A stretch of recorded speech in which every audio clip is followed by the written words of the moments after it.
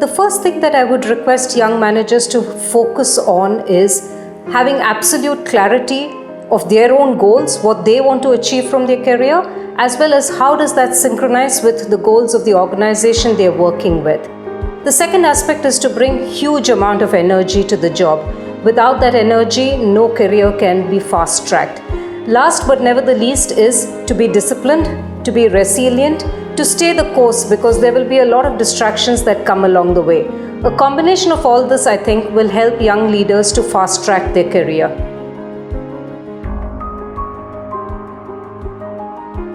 In today's complex world, one of the biggest challenges facing any leader for that matter is ambiguity. There will be enough issues, there will be enough circumstances where judgment has to be exercised, where decisions may not be black and white. That is the kind of ambiguity we have to deal with. The other aspect of growth is growth will come with its own risks. So how do you balance risks and rewards? How do we make sure that we've taken a decision taking both risk and reward into account is very important while one is in a growing organization.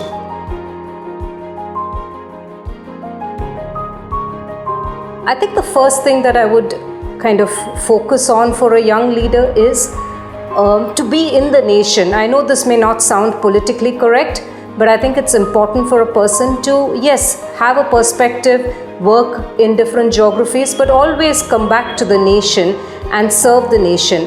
And serve the nation by doing one's own job in an effective manner, and also finding time to do, I think for me personally, what is important, which is education and skilling of the not so privileged individuals. The more education, the more skilling we can do. And I don't mean skilling in a technical sense, but I mean preparing people for work-life balance, preparing people for the corporate life.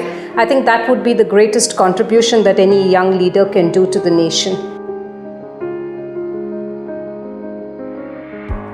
There were very many defining moments, I must admit, but if I were to choose a couple of them, one is, when 3.5 years back, I decided to come back to India and take this role in Fedral Bank as the Chief Operating Officer. That was quite defining in itself.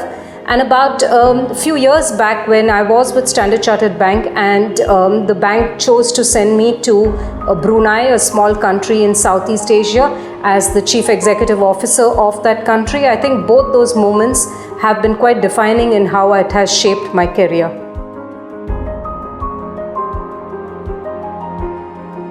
I think the very terms lend themselves to showing you what the difference is. Manage is all about just getting by, just making things as they are, not really looking at it from a long-term perspective, just working day to day. But lead, the very term lead gives you an emphasis around building a vision, collaborating with people to get that vision to be delivered. So I think the very words manage and lead visualize themselves as very different. Obviously, lead means taking the organization far ahead of what managing is all about.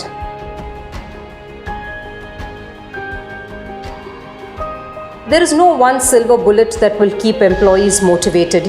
As a leader, you have to choose what works for each of your team members. For some, it may be something as simple as more delegation, more empowerment, giving them greater freedom to work. For some others, it may be more monetary emoluments, it may be promotions. So there's no single path to motivating your employees.